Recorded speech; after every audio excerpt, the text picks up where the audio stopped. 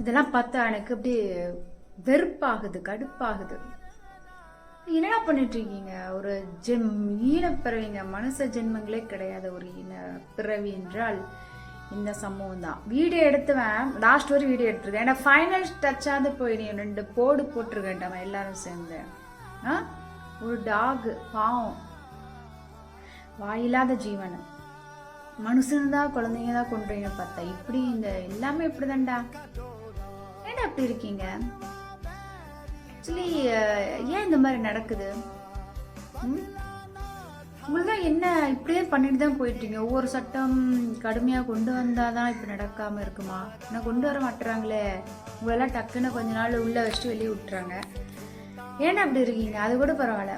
ஒரு அம்மா குழந்தைய வச்சுட்டு நடந்து போகுது, பின்னாடி ஒருத்தர் அந்த டாப்ஸ் தூக்கி பார்க்குறான். அந்த ரோட்டில் யாருமே கிடையாது.